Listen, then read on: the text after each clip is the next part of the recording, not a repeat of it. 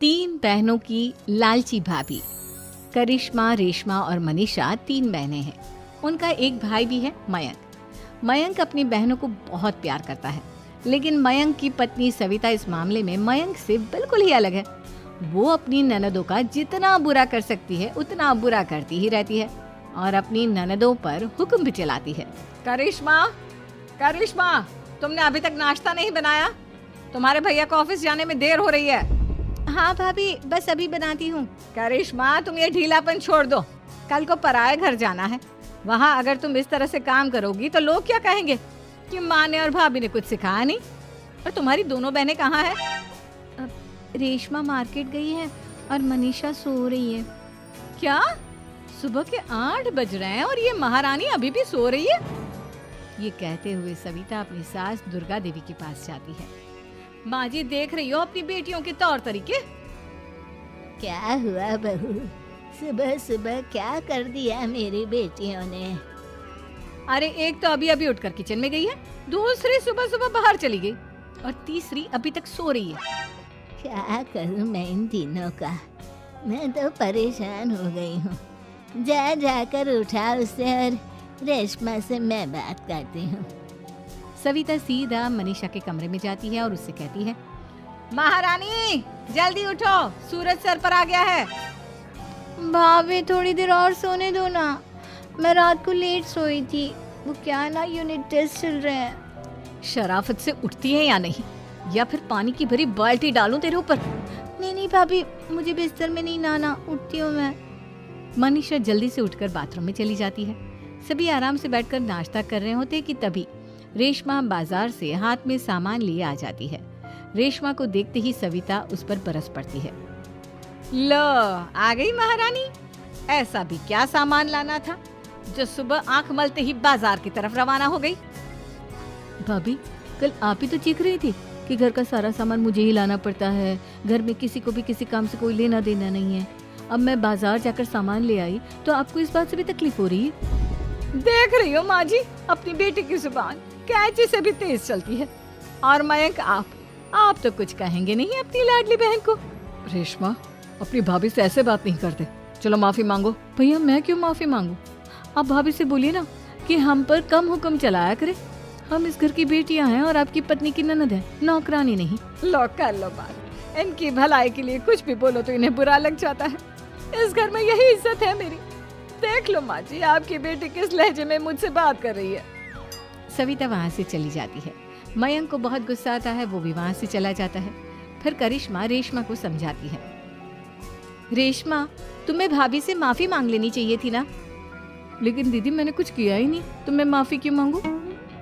हाँ करिश्मा दीदी, रेशमा दीदी जैसे ही घर में आई भाभी ही उन पर चिल्ला रही थी। हाँ, मैं मानती हूँ कि गलती भाभी की थी।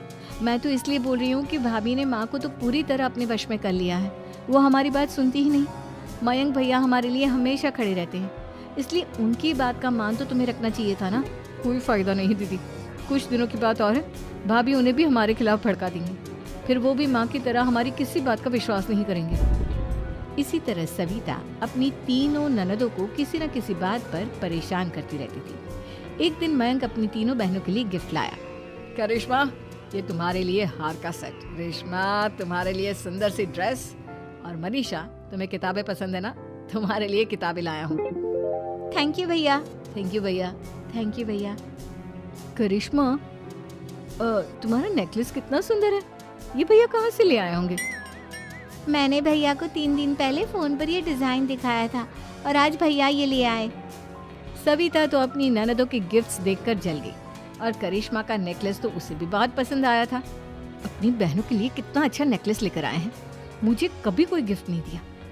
मैं आज ही ये हार चुरा लूंगी। रात में सविता करिश्मा का हार चुरा लेती है और इसी तरह उसे अपनी ननदों की जो भी चीज अच्छी लगती वो उसे मांगती नहीं, बल्कि रात के अंधेरे में चुरा लेती। इसी तरह दिन बीतते गए और सविता ने मयंक के दिल में भी उसकी बहनों के लिए नफरत पैदा कर दी। एक दिन मयंक ने करिश्मा और रेशमा के लिए रिश्ता देखा और ये बात उसने घर में सबको बताई। माँ, करिश्मा और रेशमा के लिए बहुत अच्छा रिश्ता आया है। वो लोग कल इन्हें देखने आ रहे हैं। आप और सविता मिलकर सारी तैयारी कर लेना। ये सुनकर करिश्मा और रेशमा खुश हो जाती हैं, लेकिन सविता सोचती है, अगर इन दोनों बहनों की शादी हो गई तो घर और बाहर का काम कौन करेगा? मनीषा तो एक नंबर की कामचोर है, उससे तो किसी बात की उम्मीद लगाना ही बेकार है। मुझे इस शादी को रोकना होगा। अगले दिन सभी लड़के वालों के स्वागत की तैयारी करने में लगे होते हैं। तभी मयंक अपनी बहनों से आकर कहता है, तैयार हो गई तुम दोनों? देखो दोनों लड़के बहुत अच्छे हैं, मैं कोई कसर नहीं छोड़ना चाहता, इसलिए तुम उनके सामने अच्छे से बिहेव करना और अपनी भाभी से लड़ने मत लग जाना। करिश्मा, तुम वो नेकलेस पहन लो ना जो मैं तुम्हारे लिए लाया था। भैया मैं बहुत देर से वो नेकलेस ढूंढ रही हूँ, लेकिन मुझे मिल ही नहीं रहा। क्या तुमने नेकलेस खो दिया? तुम्हें पता भी है वो कितना महंगा था? तुम कोई काम ढंग से नहीं कर सकती। मयंक गुस्से में वहां से चला जाता है। थोड़ी देर बाद लड़के वाले भी आ जाते हैं। वो दोनों बहनों को पसंद कर लेते हैं और रिश्ता पक्का हो जाता है। लेकिन सविता के दिमाग में तो कुछ और ही खिचड़ी पक रही थी। वो पंडित जी के पास करिश्मा की कुंडली लेकर जाती है और उन्हें पैसे देकर करिश्मा की कुंडली बदलवा देती है। जब लड़के वालों के पास करिश्मा की कुंडली जाती है तो वो दुर्गा को फोन करते हैं। बहन जी, हमने करिश्मा की कुंडली अपने पंडित जी को दिखाई थी। आपकी बेटी की कुंडली नहीं बल्कि दोषों का पिटारा है। देखिए, मैं और मेरे पति इन सब बातों में बहुत विश्वास करते हैं, इसलिए हम आपकी बेटी से अपने बेटे की शादी नहीं करा सकते। इस तरह करिश्मा का रिश्ता टूट जाता है और सभी घर वालों को बहुत दुख होता है। अब कविता सोचती है, चलो करिश्मा का तो रिश्ता टूट गया, अब रेशमा का भी रिश्ता तोड़ना है। क्या करूं? अब सविता आवाज बदलकर किसी अननोन नंबर से रेशमा के होने वाले ससुराल में फोन करती है।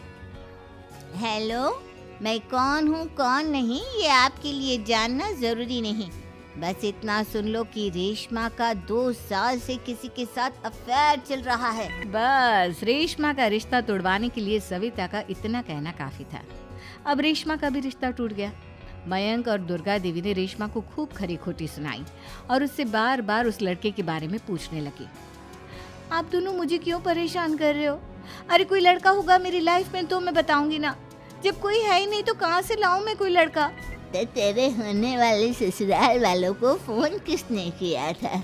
माँ मैं नहीं जानती किसने फोन किया था, मैं सच कह रही हूँ। मैं तो पहले ही कह रही थी इसकी लगाम खींच कर रखो, लेकिन मेरी सुनता ही कौन है।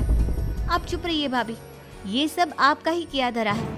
अब तीनों बहनों को विश्वास हो जाता है कि ये सब उनकी भाभी ही कर रही है। तीनों बहनें अपनी भाभी को सबक सिखाने के लिए एक वकील कर लेती है और घर में हिस्सा मांगना। देखो भैया, माँ बाप की जायदाद में जितना बेटों का हक होता है उतना ही बेटियों का, इसलिए इस घर के 4 हिस्से होंगे और हमें अपना हिस्सा चाहिए।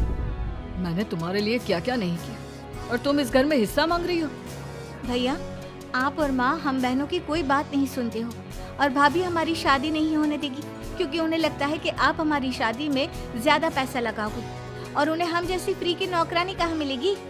तो हम भाभी के साथ तो रह नहीं सकते, हम बहनों को अपना हिस्सा चाहिए। अरे तुम्हें शर्म आनी चाहिए अपनी भाभी पर ऐसा इल्जाम लगाते हुए। वो तुम्हारे बारे में कितना सोचती है। हाँ माँ, भाभी हमारे बारे में बहुत सोचती है, दिन रात बस यही सोचती रहती है कि किस तरह से अपनी तीनों ननदों को परेशान करूं और कभी मुझे पढ़ने भी नहीं देती। दोनों बहनों का रिश्ता भी तो इन्होंने ही तोड़वाया है और रात में हमारे कमरे में आकर हमारी चीजें भी चुराती हैं। इसी तरह सविता की तीनों ननदें अपनी बात पर अड़ी रही। अब कोर्ट में तारीख भी शुरू हो गई। जब सविता को लगा कि उसकी तीनों ननद इतनी आसानी से नहीं मानने वाली, तो उसने अपने पति और सास को सारी सच्चाई बता दी और अपनी तीनों ननद से माफी मांगी। मयंक और दुर्गा को भी अपनी गलती का एहसास हो गया। अब सविता खुद करिश्मा और रेशमा के लिए अच्छा रिश्ता ढूंढती है और उनकी शादी करवाती है।